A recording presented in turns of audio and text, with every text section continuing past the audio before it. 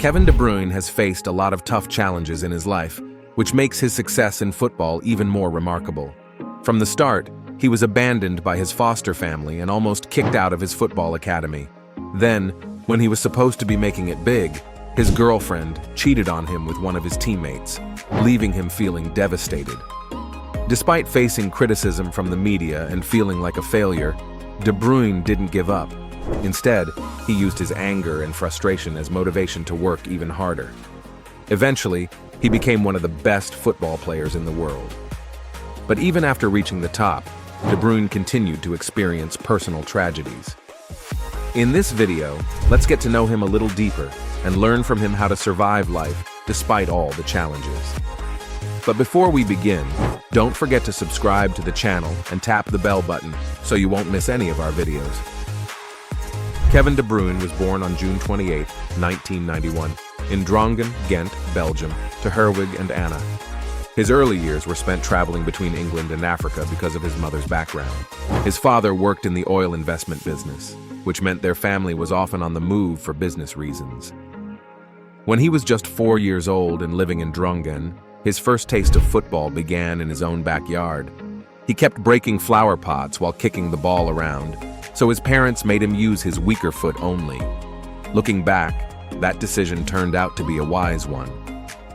By the time he was 8, De Bruyne was already a bit of a troublemaker. He had been playing for his local club, KVV Drogen, for 2 years, but he was eager to progress further in his football career. So without hesitation, he told his coach that the training sessions at Gents were better and switched to his new club. However, De Bruyne's time at Gent wasn't any easier. While he wasn't causing trouble, he was unusually quiet, yet possessed a strong character. He was ambitious and brutally honest, which sometimes intimidated his teammates and even his coaches. They often tried to mold him into fitting their idea of normal, but their efforts were largely unsuccessful.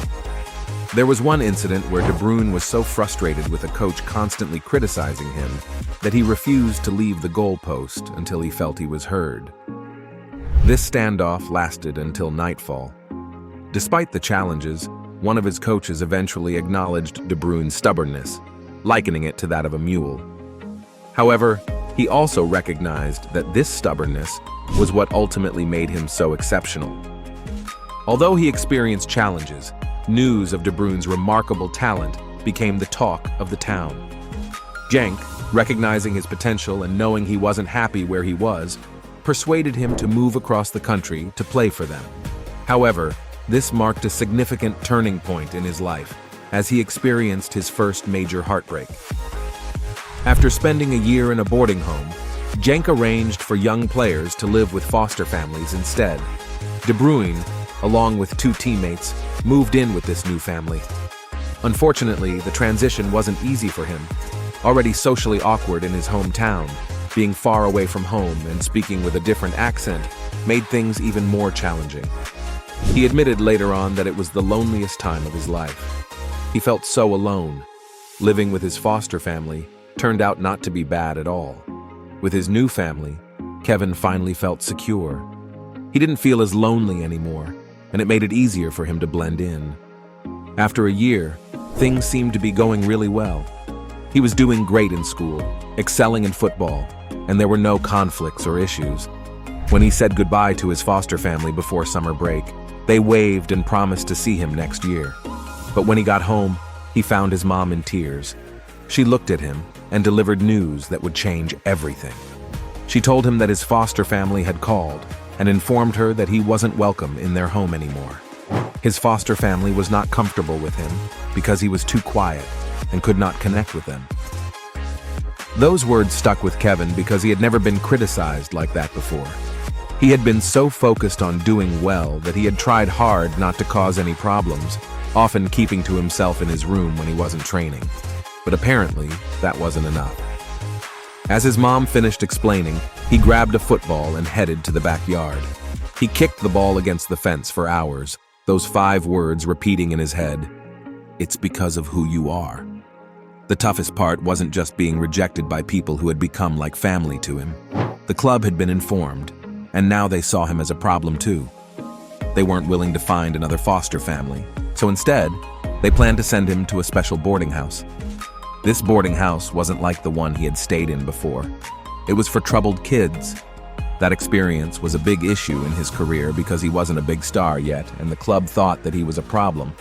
He felt that he wouldn't be given a chance to prove himself that he was good. After the pain subsided, Kevin told himself that things would turn out okay. He had a strong belief that within 2 months, he'd secure a spot on the first team. Failure wasn't an option for him. Despite being just 16 and having only played a few matches for the B team, he still felt like he didn't quite measure up. The following year, after the summer break, De Bruyne returned to Genk with a fierce determination. Looking back on it now, he recalls feeling incredibly motivated. There was a pivotal moment when everything changed for him. During a Friday night match, Kevin started on the bench. However, when he stepped onto the field in the second half, something inside him clicked. He played with an intensity he had never experienced before, scoring goal after goal. He reflects on the mentality he had during that game. 1 goal wasn't enough to prove himself. 2 goals meant he was being too quiet. 3 goals seemed too challenging. 4 goals would mean they no longer wanted him. But 5 goals, that's where his identity truly shone. Incredibly, he scored 5 goals in just 1 half of football. His performance spoke for itself. Immediately after that game, he was promoted to the first team. It had only been a month and a bit since he made his promise to himself, but he had achieved his goal of joining the first team even sooner than he had expected. Once Kevin joined the club, things took an unexpected turn. They started hinting that they wanted him to move back in with his foster family, even offering to pay them. Then, they showed up at his foster parents' house, where he was told it was all a misunderstanding. They clarified that they actually wanted him to stay, but just visit on weekends. Before they could explain further, he cut them off. He expressed his feelings bluntly, telling his foster family that it was like they threw him in the garbage, and now that he was doing so well in his career, they wanted to take him back. Without waiting for a response, he walked away. Years later, when reflecting on this experience during an interview, he admitted that perhaps he should have thanked them. Their actions had ignited a fire within him to strive for greatness. And indeed, the years that followed were nothing short of extraordinary for Kevin De Bruyne. In the beginning, he hardly got to play. By the second year, he started getting more time on the field, and by the third year, he became a standout player in the league, scoring 5 goals and assisting in 16 more, and leading Genk to their 3rd league title ever, winning it by just half a point. It might sound strange, but in the Belgian league, when teams tie in points, the portion earned in the first stage is rounded down by half a point, and that's exactly what happened that year. In that same year, Kevin reached another significant milestone by making his debut for the Belgian national team. His performance immediately caught everyone's attention, leaving a lasting impression.